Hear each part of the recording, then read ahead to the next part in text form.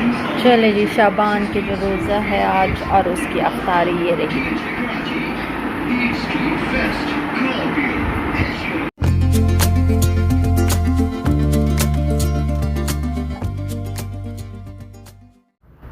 अस्सलाम वालेकुम, मैं हूँ Zareen Umar and welcome back to my YouTube channel. क्या हाल है आप सबके? भाई जैसे ही मुझे पता चला कि आज वुमेंस डे है तो मैंने कहा भाई मैं भी तो एक औरत हूँ, तो क्यों ना मैं भी एक वीडियो बनाऊँ और अपनी तमाम यूट्यूबर्स जो मेरी दोस्तें हैं, मेरी बहनें हैं, उन सबको वुमेंस डे की विश करूँ। और अभी मैंने अफ्तारी की है और मगरिब की नमाज़ भी मैंने पढ़ ली है और अब मैं चाय पी रही हूँ और साथ में खा रही हूँ हलवा। मैं आपको दिखाती हूँ, 1 मिनट, आई बुढ़ी हो गई हूँ। तो ये रही जी चाय मेरी गर्मा गर्म और साथ में ये हलवा। पता नहीं हमारे यहाँ शायद हलवा बना नहीं है, ये मुझे लगता है कहीं और से आया है, खा के बताती हूँ। क्योंकि हमारे चने की दाल के हलवे मेरे ख्याल में ऐसा नहीं बनता।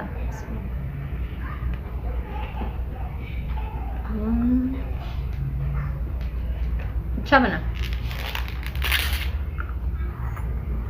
अफ्तारी के बाद जो सबसे पहले दिल चाहता ना वो होता है चाय पीने का, तो वो चाय पी रही हूँ मैं अब। तो बस मैंने कहा चलो मैं आप सबको विश करूँ। तो भाई बिल्कुल ख़वातीन डे है, वुमेंस डे सबको मुबारक हो। और मुझसे आज मेरी बात हो रही थी, किसी ने तो भाई औरत के मार्च के हवाले से भी मुझसे बात कर रहे थे। मैंने कहा भाई देखें, सीधी सी बात है, अगर ये औरत मार्च उन औरतों के लिए है जिन औरतों पे जुल्म होता है, जिन औरतों के उनके शौहर उनको मारते हैं, उनके ससुराल वाले उन पे जुल्म करते हैं, तो बिल्कुल मैं इस औरत मार्च के फेवर में हूँ। या उन औरतों के लिए है जिनकी बहुत यंग एज में जब वो बच्चियाँ होती हैं उनकी शादी कर दी जाती है, उनसे पूछा भी नहीं जाता है और ज़बरदस्ती उनकी शादी की जाती है, तो बिल्कुल मैं उन बच्चियों के साथ हूँ और मैं इस औरत मार्च को फेवर करती हूँ।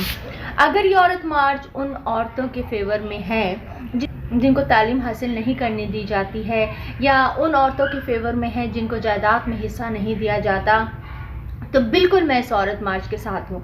मगर जो और इसमें उल्टी सीधी बातें हैं, हरकतें हैं, जो असल इश्यूज़ हैं उन पर तो बात ही नहीं होती, बल्कि दूसरी चीज़ें, मर्द के बराबरी, मैं मर्द की बराबरी पे बात अभी नहीं करना चाहती।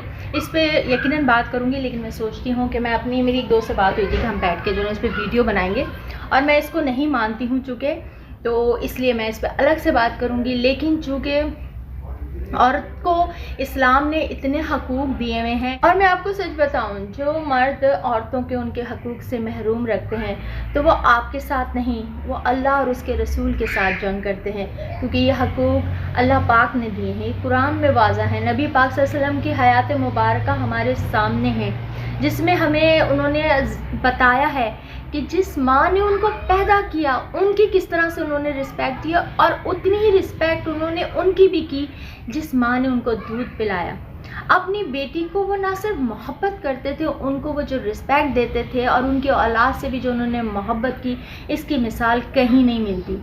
तो औरत के हर रूप को जो रिस्पेक्ट नबी पाक सल्लल्लाहु अलैहि वसल्लम ने दी है वो हमारे लिए काफ़ी है। हमें किसी से भी ज़रूरत नहीं, हम किसी मर्द से ज़रूरत नहीं कि हम उससे अपने हकूक़ मांगे। हमें औरतों को, हम मुझ समेत हम औरतों को नबी पाक सल्लल्लाहु अलैहि वसल्लम के अज़वाज मुतहहरात की ज़िंदगी का मुताला करना चाहिए और उनसे सीखना चाहिए कि हम में भी कहाँ कहाँ कमियां हैं, क्योंकि इतनी खूबसूरत उनकी लाइफ है। जैसे मैं हज़रत खदीजतुल कुबरा रज़ियल्लाहु अन्हा के बारे में जब आप पढ़ेंगे तो आप देखेंगे क्या मतलब बाहिम्मत खातून, एक बिज़नेस वुमन, और ख़ुद अपना रिश्ता नबी पाक सल्लल्लाहु अलैहि वसल्लम को भेजा और उन्होंने इस रिश्ते को कबूल किया। कितनी खूबसूरत शादी। अगर इस्लाम में मना होता कि औरत काम करती है या बिज़नेस या जॉब करने पर, तो कभी क्या नबी पाक सल्लल्लाहु अलैहि वसल्लम की उनसे शादी होती, या इस चीज़ को बुरा समझा जाता कि कोई औरत अपने मुंह से कैसे अपनी शादी की बात कर सकती है। तो क्या नबी पाक सल्लल्लाहु अलैहि वसल्लम की बीवी खदीजतुल कुबरा रज़ियल्लाहु अन्हा के साथ शादी होती? और क्या खूबसूरत शादी। सोचिए नबी पाक सल्लल्लाहु अलैहि वसल्लम पे जब पहली वही आती है तो वो आके अपनी बीवी को बताते हैं, और वो जिस टाइम वो उस कैफियत में थे और वो जिस तरह परेशान थे, उनकी तबीयत ख़राब हो गई, उन पे कपकपी तारी थी, तो वो वाहिद जो पहली गवाही देने वाली हैं वो औरत है, और वो हैं बीबी खदीजतुल कुबरा रज़ियल्लाहु ताला अन्हा, जिन्होंने अपने शौहर की बात पे यकीन किया।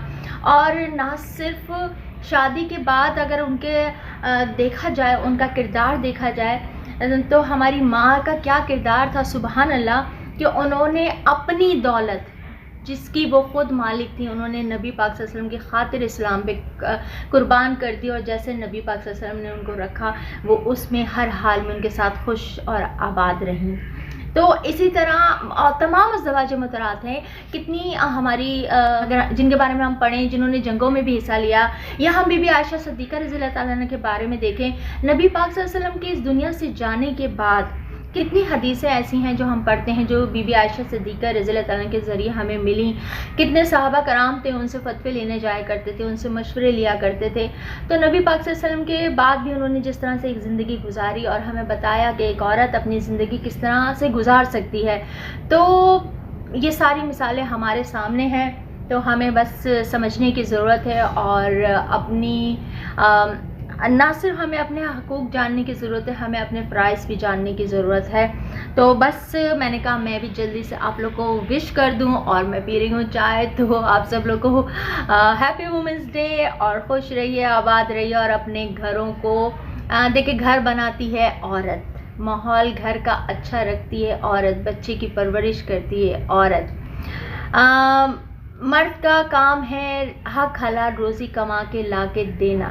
आप अपने फ़र्ज़ बाखूबी अंजाम दीजिए, अल्लाह साथ देने वाला है, मदद करने वाला है, और किसी से भी अपने हक़ मांगने की ज़रूरत नहीं है। आपका हक़ अल्लाह ने आपको दिया हुआ है, मगर हाँ, मर्द की बराबरी इसके मैं हक़ में नहीं हूँ। इस पर हम इंशाल्लाह बाद में बात करेंगे। तो इजाज़त दीजिए, अल्लाह हाफ़िज़।